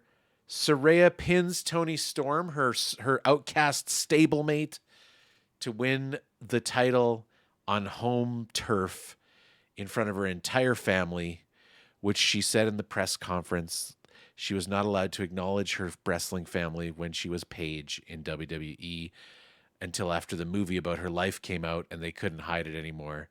But Tony Khan insisted that they be right there with her. And I'm torn because I love Shida, and I wanted Shida to have a much longer reign than that. She did not deserve to be a hot potato for that belt. However, it was really cool to see Saraya win the belt in London, and I think that I mean she's at a point in her career where she probably shouldn't and doesn't need to be the face of the women's division, but I think it's cool that she's gonna get her name into the lineage of that title, and London's a great place for her to win the belt. And I felt good about it. And it's one of those things like Saraya's the weakest of the four of those wrestlers. We're looking at three of the best women wrestlers on the planet are the other three. So again, I'm torn, but it felt good. It just felt good. Manny?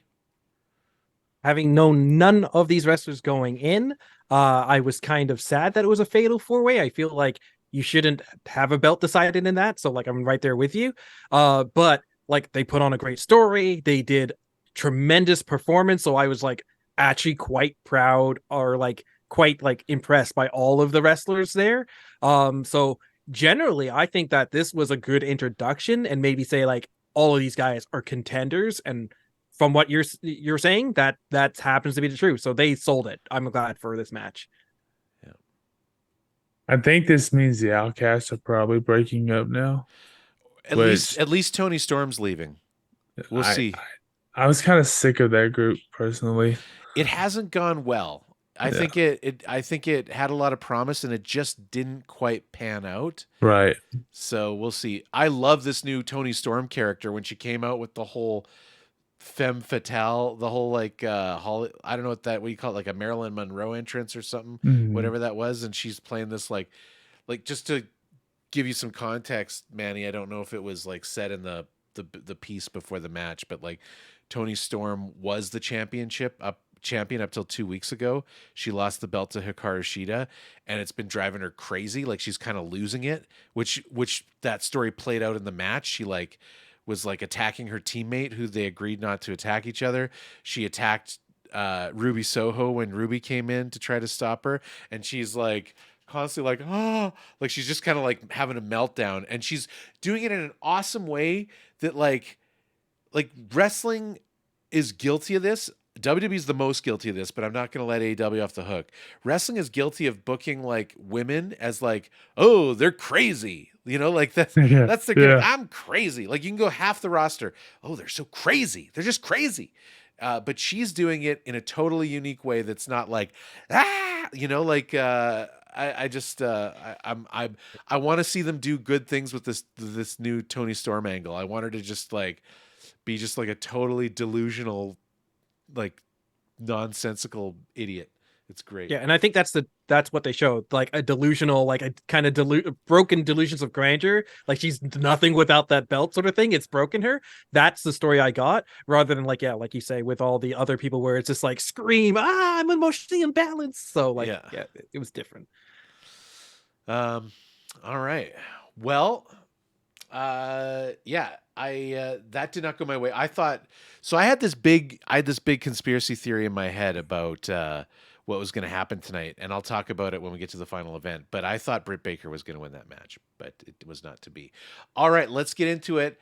Will Ospreay, one of the more controversial matches of the night. Will Ospreay defeats Chris Jericho, who, as we all know, is the GOAT of wrestling. Nope. It's the Undertaker, so It's not the Undertaker. I mean, Yes, Will Ospreay, who might be the best wrestler on earth today, fought Chris Jericho, who is a legend and at the end of his career. And I gotta say, again, if you go into this, and a lot of people, a lot of the you know the posters on the internet were just like, it's gonna suck. Chris Jericho can't keep up with Will Ospreay. It's like, no, it's not about that. It's about, this is the dream match. This is that time that Ospreay fought Jericho, the time that it actually happened. And Jericho kept up as best he could. And I think Jericho put on a great match for where he's at in his career. And I enjoyed the hell out of this match. Tex. that's the second time Chris Jericho's embarrassed himself this year. I think it might be time for him to hang up the boots. I think he's getting worse and worse. Personally, Will Ospreay did a heck of a job. Really carried this match. I think he is the best wrestler right now to be able to carry Chris Jericho the way he did. Yeah, that's the point. But I still think Chris Jericho needs to think about the end. Well, I think he must be thinking about the end. I think that's I don't gotta be on know. his mind. His ego, he probably thinks he'll get another title. Well, then he can't be the Ocho anymore. So it'd be What's Spanish for 9? Uno, dos. I can count You that. Wait, I'm Canadian. I have an excuse. All right, Manny. Obviously you know who Chris Jericho is. I'm not sure if you're familiar with Will Ospreay prior to tonight. No. So I'm gonna lay it down. I am 100% on Texas side on this. Good grief, man. I'm sorry. Like I love Jericho. He is a legend. He is an icon. He came down to the stage and he was singing and he got the crowd going. But like even then, he felt gassed singing to the crowd. And like they went back and forth. They showed like the experience versus like just the energy and eagerness. So I felt that they put on a pretty decent match. I just think I'm really glad that Jericho put him over. I think that shows that Jericho doesn't have the ego that's Jericho being thrown around. has been putting a lot of people over in these kind of twilight years of his career, by the way. Yeah. Right. And like that's good. Jericho is like, he's actually one of the few wrestlers that I've met in person where he seems like a genuine class act kind of thing. And I just think, yeah, it's time for him to hang up his boots. I'm there with you, Texas. Like it's just, he's had his fun. He's had how many title reigns across how many different promotions. He's now put somebody over. Like, well, what's he gonna do? Wrestle against the Undertaker again and lose? Like it's time. It's time to go. I think he's winding down. I think that we will see the end of his career sooner than later, and I think that he knows that. he did sign. I can't remember when it was. He re-signed with AEW. I'm not sure if it's public, if it was publicly said how long his career was, but he essentially said he intends to finish his wrestling career with AEW. So I think that he's kind of signaled. It might have been a year ago when he signed this deal. I don't know, but I think AEW often signs 3-year deals. But he's kind of signaled that this will be it for him. But I mean, it doesn't have to be it for him for wrestling. He's currently on the desk for AEW Rampage. He's an announcer. He does good at it. He'd be a hell of a good manager. Like he does. That's what I was about to say. Yeah, I think that, and he's done his entire tenure at AEW has been this really interesting mix of like, kind of like giving us some of his greatest hits, like bringing out the Painmaker, bringing out the Lionheart, like kind of doing that stuff, having some of his classic Jericho fun, like, the Jericho Appreciation Society and all that. But also a huge cornerstone of his entire AEW run has been putting young talent over. He's been doing it since day one in AEW, and he's openly said in interviews like he was happy to take the belt and be the very first AEW champion because he knew that it would help AEW to have a name recognition out of the gate, but he was also happy to pass that belt on once AEW got up and running. So, yeah, I think that Jericho is at a point in his career where he should be doing these dream matches. He should be doing these matches with people that he's never wrestled before, and he should be doing them like more and more infrequently, like less and less frequently, as he winds down, and just kind of like, let's do the bucket list. And I think that yes, if you're gonna judge just the wrestling, you're gonna have those arguments that you guys are having, but like, it's not just the wrestling. It's about who this guy is. And you know what? I'll bet if you go in the locker room and ask everybody, including Will Ospreay, who never got to wrestle Chris Jericho, if they'd like to do a match with him, even though he's at the end of his career, I'll bet they would all say, "Are you kidding? I would die to do that." And I think that's great for him. And I think that this match was great for Ospreay. I just think it needed to happen 3-5 years ago when Jericho could have put it to the height that it should have been.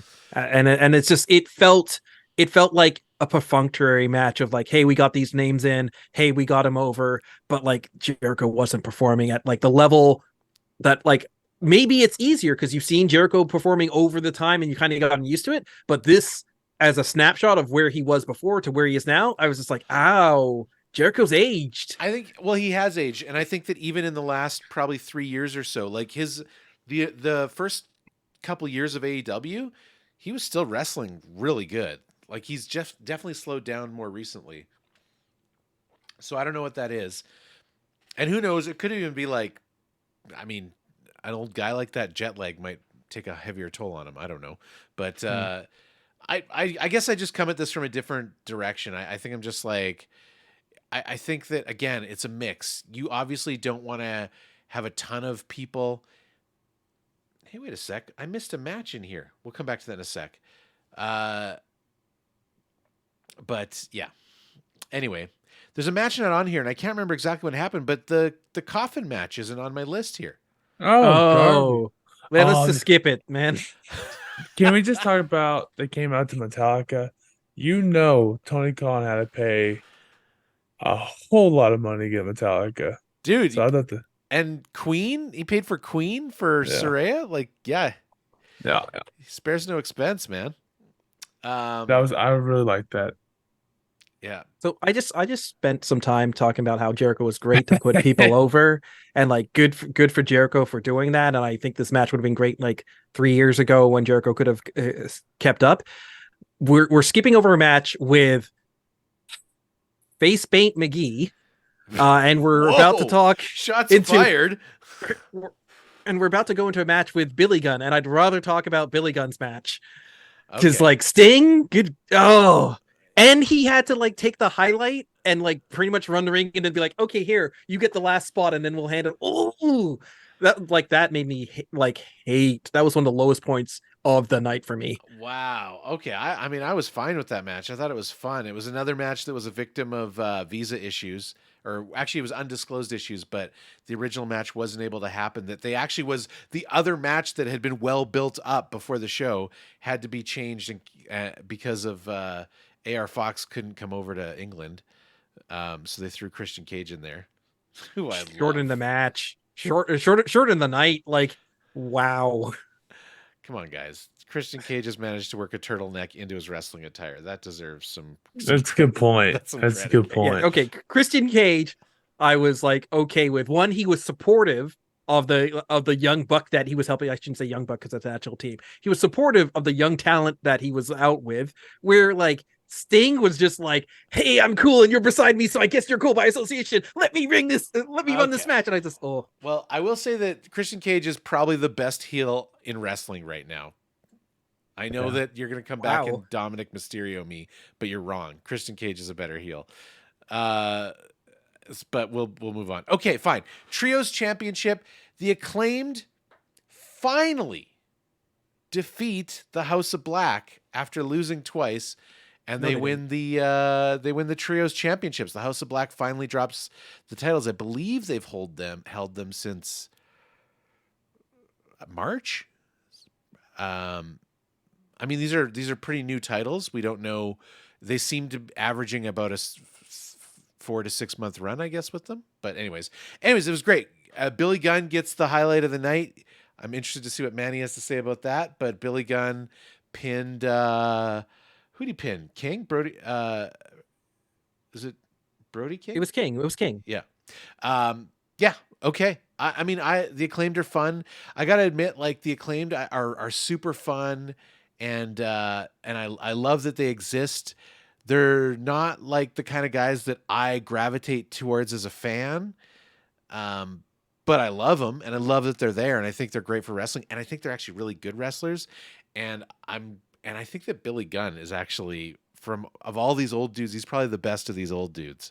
But Manny, lay it on us. Who else are you gonna throw under the bus? The acclaimed, I liked, and I wish I had seen more of them before this, and I hope I see more of them after this. I just do not like that they're hitching their wagon to Billy Gunn. He was old a decade ago. I will agree with you. He is one of the best of the old timers. It just, along with Sting, along with all of these people that they had like dug up their graves and threw them into the ring, like you gotta give something to your new talent. And the fact that he got the pin, I thought it was a robbery of the Acclaimed and a disgrace towards whatever that title was before. I was just like, you know what? And like, plus we got from the tag team such a tight, awesome, well choreographed, well played out match. So seeing these trios, I was like, the two of them seem to work, and then Billy Gunn is sort of going like slap against the guy, and then turns around and slap against the next guy. I wasn't that big of a fan. The reason that I felt this match actually went somewhere is because we had the House of Black really covering for Mr. Gas, Billy Gunn, Faymaster. Okay, well, okay, Tex, yeah, you go ahead. I actually disagree. I have been watching the Acclaim. You haven't been following the story at all. Billy Gunn is kind of like the guy who they pin just to help save everyone else. He's been getting pinned lately, beat up lately, so it was nice for him to finally be the reason they won. Because a lot of times he's the reason they lose. Yeah, and the build up to this match was that Billy Gunn like retired. He left his boots in the ring because he was sick of costing the Acclaimed matches. And then he finally got so angry at these guys that he came back. So I agree with Tex. I'm going to chalk this one up to you're unfamiliar with the story, because this was a good fit for this match. Okay, I will accept that. And I did see that story when they did the like Titantron sort of cinematic stuff. It just, for me, without that background, I was just like, really? Gunn getting the pin and being like somewhat the hot man in there? I was just like, give it to the new guys. Okay, well, It is interesting that the Acclaimed they had the same thing happen, I think, with their tag team championship. They lost twice to the champions and then beat them on the third time, which is weird. Normally you have like a rubber match, and the same thing happened here. So that's interesting. All right, guys. Final match. Final World Championship. MJF defeats Adam Cole. Well, actually, first the match ended in a draw, and then they continued the match, and MJF wins by a roll up. I've been talking first on all of these texts. Give me your. Do you know what would have made this match perfect? What's that? If Cody Rhodes beat Roman Reigns at WrestleMania. Damn it! No, this is my moment. I will always bring up Adam Cole should turn on MJF. Yep. And the fact that they're still best friends, I think it's a business move over story. Could be. They're selling a lot of merch.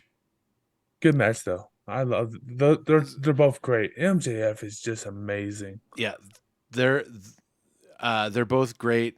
I really enjoyed this match. There's awesome callbacks, the 5 more minutes thing that had happened before, the double clothesline each other for the draw. It was an awesome mix of like the goofiness that they are with the awesome wrestlers that they are. This was a great match. I'm with you. I did leave the event with a bit of a ugh, I would not be surprised because they continued the tease after the match, right? That like you can tell Adam Cole, he made that choice in the last second not to take out MJF, and it cost him the world championship, which he said means everything to him. And I would not be surprised if they have a rematch at All Out and the turn happens then. I would not be surprised. Is that the best thing to do booking wise? No, it's not. But it might happen. This turn needs to happen. Now, maybe it'll survive till Full Gear. I think that's their next major pay-per-view in November. But it's got to happen soon, man. It's got to happen. The best part of the match is when they did. I call it a lot of people call it the Eddie Guerrero moment, where the ref's down, they're like hitting the chair back and forth. Yeah. And then he just puts on his head and laid down. That was, I was dying laughing. I loved it. The only thing that took me out of it is it didn't actually make sense because Adam Cole doesn't want to win by DQ. That's a good point. But Don't otherwise, overthink it. But Manny, I mean, I'm sure you know Adam Cole. Yes. And So yeah. the half this match had known quantity. The other half was just built from the story that they told in the match. And I have to say, you have Adam being like, I'm going to do every dirty trick. You have like it being like, oh, he's willing to go to like depths that clearly are unequaled. You have like, I'm your best friend, and the guy running out and being like, I'm your best friend and helping and everything. And he's been healed the entire match. So it's like, okay, obviously this has got to go the way where like Shibutsu is going to be disappointed, and I was actually expecting the heel turn the other way based on what was happening. Right. And then for it to like, it wasn't even like the entire story was told in the match. It was told after the bell had been rung twice. Yeah. This match sold the ticket 120%. This was one of the best presentations that have ever been in the squared circle. Like it's a phenomenal match. This transcends so much. And I think that the only reason that I want to say that the tag team one was the match of the night over this is simply because of the execution. Because like there was a little bit more sloppiness in this. There was a little bit more drawn out in this, but the story that they told, chef's kiss, top notch. I loved it. This makes me want to tune in next week and the week after to see where they go from here, because they did such a phenomenal job. If you liked it, they AEW put out a 1 hour and 50-minute summary of that storyline last week on YouTube. So if you want to see the whole story of their bromance, it's available for you to watch. I want to see the whole story of MJF. Like he just, Oh my God. like just the emotion, the way that like he kind of played with him and like played a little dirty, but still retained face was just so good. Yeah. And like if he had heel turned, I would have seen it coming. They just kept me guessing the entire way through. It was great. Poetry in the ring. I think one of them has to turn. I'm more on board with the Adam Cole turn. I think that Adam Cole, my big thought is that this night was Britt Baker was going to win and Adam Cole was going to come out of this with a new dominant faction in AEW that Britt Baker was going to be a part of because they're partners in real life. So that was my big prediction. And I think there's just part of me that feels like that would have been the better move than what they did. And I maybe I'm wrong. Like I will say this is a bold choice because every armchair wrestling booker thought there was going to be a turn. So maybe there's something to be said that they didn't do the turn, but I guess we'll see what happens. Yeah. All right. Well, we've gone way long. I'm so sorry. Final thoughts. I really wanted to get into a discussion about what this means moving forward now that like AEW, I really feel like this is the start of a new era of AEW. That discussion might have to wait till next week because we are just way over time. So before we go, I do want to mention we did get we got an X on X. We got a post. What do they call it? From our friend Brian the Iron Grudge, who tweeted, "I love this show. It ruins my week if I'm at a truck stop with no Wi-Fi and I miss it." So thanks, Iron Grudge. You are probably our most loyal fan. Yes. So thank you for hooking us up with some content there. But I think we're gonna wrap it up because I'm sure it's really late for Manny. He's on East Coast, but. Thanks for trucking along with us. I think we'll get more into a conceptual discussion of this next week unless something big happens. But I think that's gonna do it for us. We're gonna move along. Guys, thank you so much. Sorry to cut it short, but we'll see you again next week. We'll be here. Thanks for me, for Tex, and for our special guest, TruVillainManny. Thank you for coming. Later, losers.